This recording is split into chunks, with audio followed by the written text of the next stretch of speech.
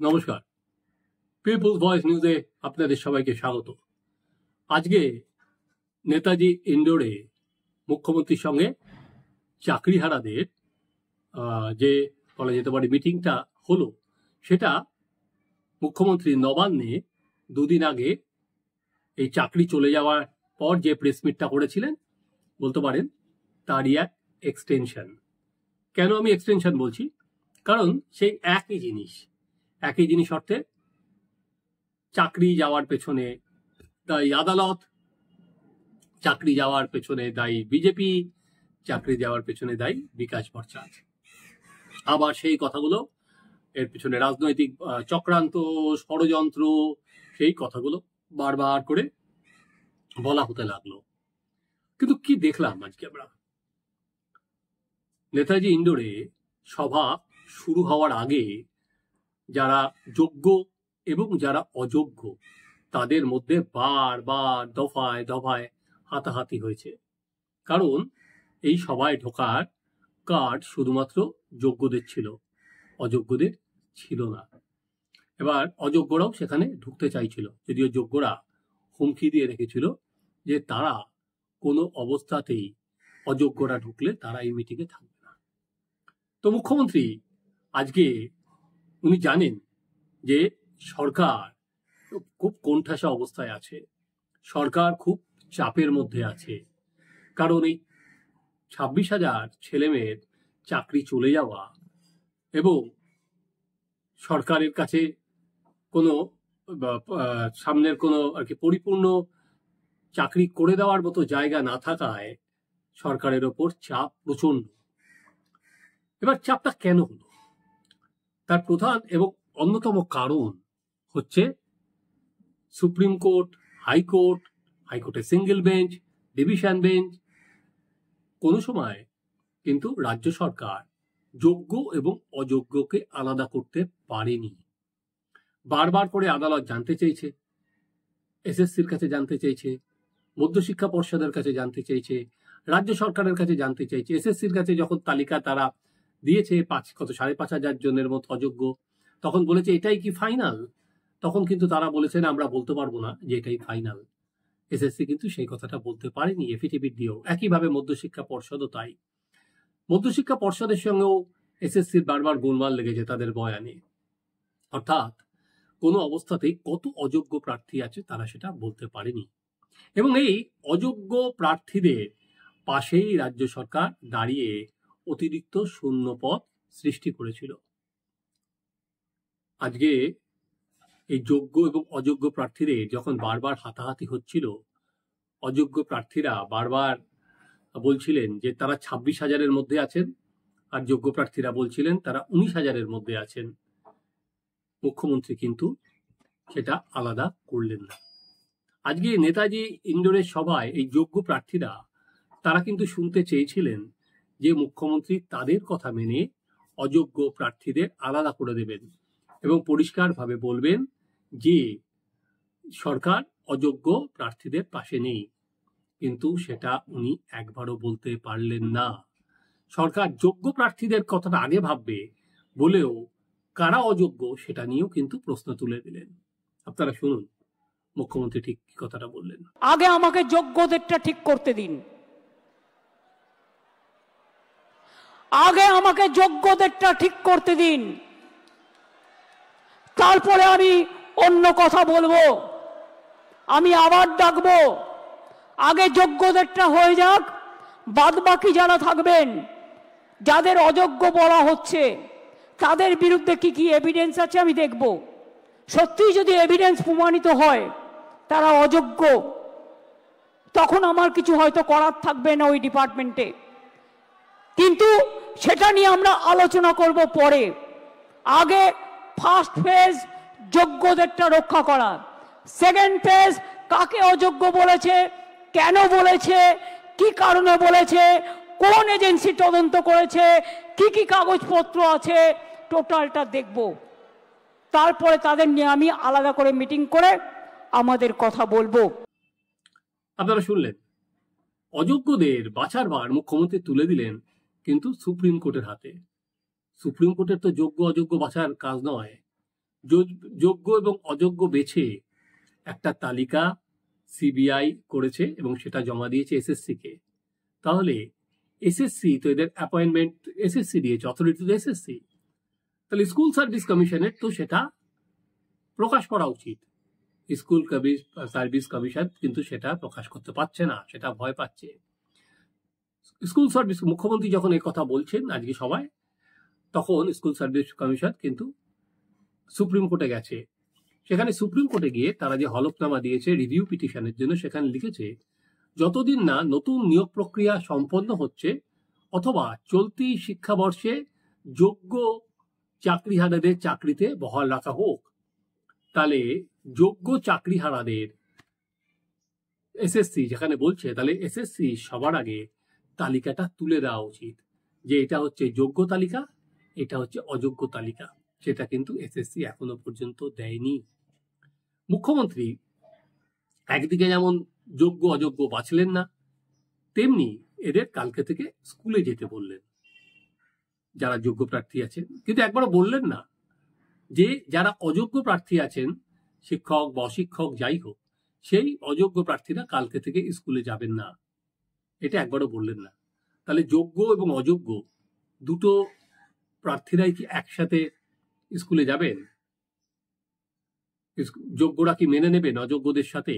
আজকে এই যে অযোগ্য প্রার্থীদের জন্য আজকে তাদের চাকরিটা প্রশ্ন চিহ্নের সামনে দাঁড়িয়ে গেল, কোনো অবস্থাতেই তারা সেটাতে সম্মত হবেন না, সেটা এখনই পরিষ্কার করে বলা যায়।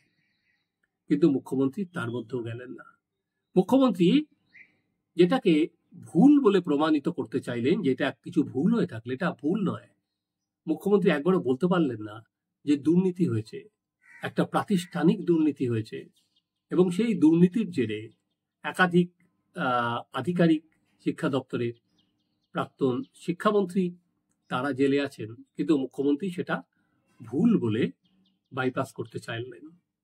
এবার তারপর সর্বশেষ উনি কিছু ঘোষণা করলেন, এবং সেই ঘোষণা করতে গিয়েও উনি যারা যোগ্য শিক্ষক যাদের চাকরি গেছে তাদের যে দাবি দাওয়া সেটাকে পূরণ করতে পারলেন। মুখ্যমন্ত্রী বললেন কারোর চাকরি যাবে না, কিন্তু কিভাবে? আদালতের রায় তো আদালতের রায়ই। আদালত রায় দিয়ে দেওয়ার পর যে রিভিউ পিটিশন হচ্ছে আমি বললাম, সেটা তো ইতিমধ্যেই এসএসসি করে দিয়েছে। যদিও আমি যাদের চাকরি গেছে সেই শিক্ষক যখন বলছিলেন, তিনি বলছিলেন যে রিভিউ পিটিশন যেন এই যিনি সিজিআই আছেন তার বেঞ্চে না করা হয়, কিন্তু অতদিন পর্যন্ত তো থাকতে পারবেন না। টাকার কোনো, দেখুন, রাস্তাঘাটে বলা, সভায় বলা আর আদালতে বলা, সেটা কিন্তু বিস্তর ফারাক আছে, সেটা মুখ্যমন্ত্রীর থেকে ভালো কেউ জানেন না। তাই রিভিউ পিটিশনটা কিন্তু অলরেডি ফাইল করে দেওয়া হয়েছে সেখানে, এবং যে এরা যে দাবিটা তুলছেন যে শিক্ষকরা, চাকরি চলে যাওয়া শিক্ষকরা, যে তারা কোনো অবস্থাতেই আর পরীক্ষায় বসবেন না, তারা তাদের চাকরি চালিয়ে যেতে চান, সেটা কিভাবে করবে সেটা রাজ্য সরকারকেই তার ব্যবস্থা বুঝে নিতে হবে। এর উত্তরে মুখ্যমন্ত্রী যেটা বললেন, একটা হচ্ছে ভলেন্টারি সার্ভিসের কথা, কারণ মুখ্যমন্ত্রী জানেন যে আদালতের নির্দেশ হয়ে যাওয়ার পরও বেশি দিন রাজ্য সরকার কিন্তু এদের চাকরি টার্মিনেট করা হচ্ছে, সেই টার্মিনেশনটা না দিয়ে থাকতে পারবেন না, তাহলে আদালত অবমাননার শামিল হবে। তাই উনি বললেন যে উনি এরপরে ভলেন্টিয়ারি সার্ভিসের কথা চলে গেলেন, অর্থাৎ চাকরিটা যদি যাইও তাহলে একটা ভলেন্টিয়ারি সার্ভিস হিসাবে দেখানো হলো। তখন রাজ্য সরকার হয়তো সেটা ওদের plan A, plan B, plan C, plan D হাজার রকম বলে গেলেন, কিন্তু সেটা এখন বললে এখানে আজকে বলা যেতে পারে স্পুলিংয়ের মতো জ্বলে উঠতো, বলে উনি সেটা বললেন না যে একটা টাকা হয়তো পেলে এই অ্যাডহক ভিত্তিতে কিছু টাকা হয়তো উনি ব্যবস্থা করে দেবেন, সেরকম হয়তো একটা সম্ভাবনাও থাকতে পারে। সেই সম্ভাবনাটা উড়িয়ে দেওয়া যায় না। কিন্তু যেরকম ধরুন যোগ্য যারা শিক্ষক, যারা দীর্ঘদিন পরীক্ষা দিয়ে নিজেদের যোগ্যতায় বছরের পর বছরের পরিশ্রমে যে চাকরিটা পেলেন, তারা কি এত সহজে সব মেনে নেবেন? তাদের কি এই একটা লালিপপ দিয়ে বিজেপি, তৃণমূল, আর কি বিজেপি, সিপিএম, বিকাশ ভট্টাচার্য বলে তাদের যে চাকরি চলে গেছে সেই ক্ষতে প্রলেপ দেওয়া যাবে?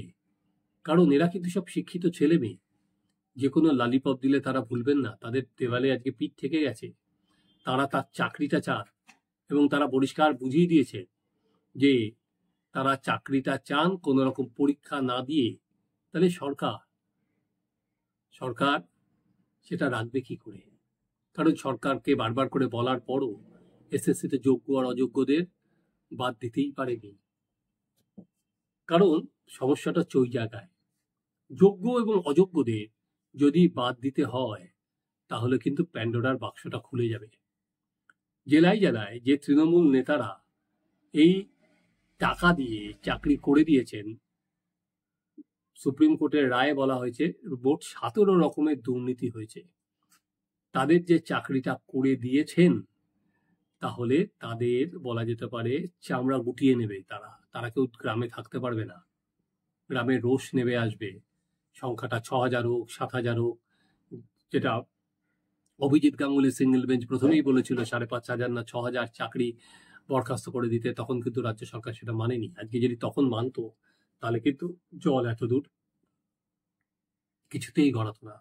রাজ্য সরকার কোনো অবস্থাতেই চাইছে না অযোগ্যদের তালিকাটা প্রকাশ করতে, তাহলে বললাম গোলমালটা আরো চরম আকার নেবে, কয়েক গুণ বেড়ে যাবে। কারণ ইতিমধ্যেই তৃণমূলের একাধিক নেতা কিন্তু যে নাম পাঠিয়েছেন তাদের সিবিআই জিজ্ঞাসাবাদ করছে।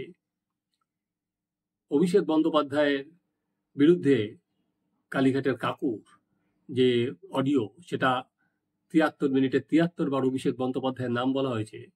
যদিও অভিষেক বন্দ্যোপাধ্যায় সেটা বলেছেন সিবিআই জনৈক অভিষেক বলছে, তাকে অভিষেক বন্দ্যোপাধ্যায় পরিচয় দিতে ভয় পাচ্ছে, কিন্তু অভিষেক বন্দ্যোপাধ্যায়ের নাম কিন্তু বারবার করে এসেছে এবং লিপস অ্যান্ড বাউন্সের নামও এসেছে।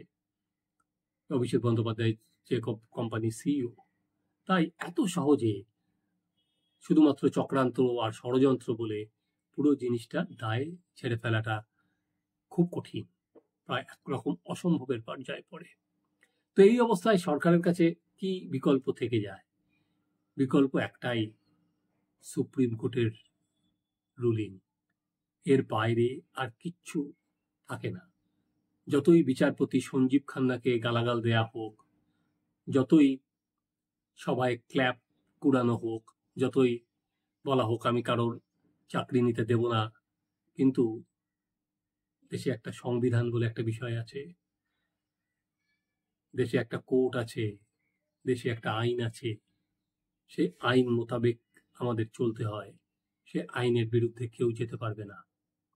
তাই পরের দিন যখন এই মামলাটা রিভিউ পিটিশনের জন্য উঠবে, তখন কিন্তু এসএসসিকে জবাব দিতে হবে যে এই ছাত্র বা ছাত্রীদের তারা টার্মিনেট করেছেন না করেননি। মুখ্যমন্ত্রী যেরকম বললেন আপনারা যান, আপনাদের তো টার্মিনেশন হয়নি, তো সেদিনও রাজ্য সরকার কবের মধ্যে টার্মিনেট করবে সেখানে কিন্তু এসএসসিকে সেখানে জানিয়ে আসতে হবে। সেখানে কিন্তু এসএসসি আমি জানি না, আমি কিছু বলিনি বলে এসএসসি পার পাবে না। আলটিমেট এই বৈঠক থেকে যে মুখ্যমন্ত্রী যত না প্রশাসনিক ভাবে এটার মোকাবিলা করতে চেয়েছিলেন, প্যারালালি তার সঙ্গে উনি রাজনৈতিকভাবে অনেক বেশি মোকাবিলা করতে চেয়েছিলেন, তাই নিয়ে গিয়েছিলেন। কোনো দরকার ছিল না আবুল বাশার, তারপরে কবি সুবোধ, এদের কি দরকার? এরা গিয়ে মুখ্যমন্ত্রীর প্রশংসা করছেন, আজই মুখ্যমন্ত্রী সব করে দিতে পারবেন। আজকের দিনে এই ছেলেমেয়েগুলোর যখন দেওয়ালে পিঠ থেকে গেছে, তাদের বাঁচা মরার প্রশ্ন, সেখানে আবুল বাশার কি বলবেন, সুবোধ কি বলবে? তাতে কি ছেলেগুলোর কোনো হেলদোল কিছু হয়? ছেলেগুলোর কি তার বাবা মার চিকিৎসা বন্ধ হয়ে যাবে, ছেলের মেয়ের পড়াশোনা বন্ধ হয়ে যাবে, ইএমআই টাকা বন্ধ হয়ে যাবে? এবং আরেকটা সব থেকে বড় জিনিস, এই যোগ্য এবং অযোগ্য বাছা না হলে তাদের সামাজিক সম্মানটা পর্যন্ত চলে যাচ্ছে। কারণ আমজনতা তো জানে না কে যোগ্য আর কে অযোগ্য। পাশের বাড়ির কারোর চাকরি চলে গেলে সে ভাবছে দেখো ও বোধহয় অযোগ্য ছিল, তাই সেই সামাজিক সম্মানটা পর্যন্ত সরকার বাঁচাতে দিচ্ছে না, কারণ কিছুতেই অযোগ্যদের আলাদা করতে দিচ্ছে না এই সরকার বারবার করে। এই জায়গায় দাঁড়িয়ে এই যারা বলা যেতে পারে সিপিএম এর আমলে সিপিএম কে ঘিরেছিল, আমি তেল দেওয়াটা বলছি না, খারাপ লাগে, এত যারা সিনিয়র মানুষজন একদম তেলের কোম্পানি খুলেছে বলা যেতে পারে সব, তৃণমূলের আমলে তৃণমূলের সঙ্গে ভিড়ে গেছে। আবার যদি কোনোদিন পরিবর্তন হয়, তাদের পাশে কি ওই হাসি মুখগুলো এরকম ভাবেই এরা দাঁড়িয়ে থাকবেন, কোনো রকম এদের হেলদোল হবে না। তাদের দিয়ে মুখ্যমন্ত্রী মহান বললে কি এদের আলাদা কোনো ভরসা জোগাড় হয়? একেবারেই হয় না। কেন জানি না, এটা আবার মুখ্যমন্ত্রী মহান বলে বারবার করে বলতে হলো। এরা চায় একটাই, যাতে এদের চাকরিটা বজায় থাকে, সেটা বজায় রাখার দায়িত্ব হচ্ছে রাজ্য সরকারের।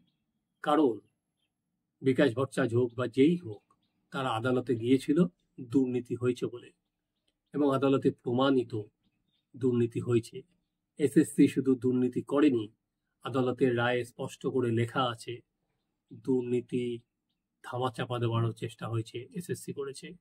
এবার এসএসসি যেমন করেছে দুর্নীতি, যার জন্য আজকে চাকরি গেছে যোগ্যদের, তেমনি আজকে জট খোলার দায়িত্ব এসএসসি এবং রাজ্য সরকারের। যদি জট খুলতে পারে তো ভালো, না হলে কিন্তু এর জল বহুদূর গড়াবে। আপনারা দেখতে থাকুন আমাদের চ্যানেল সাবস্ক্রাইব করুন, আপনাদের মতামত জানান।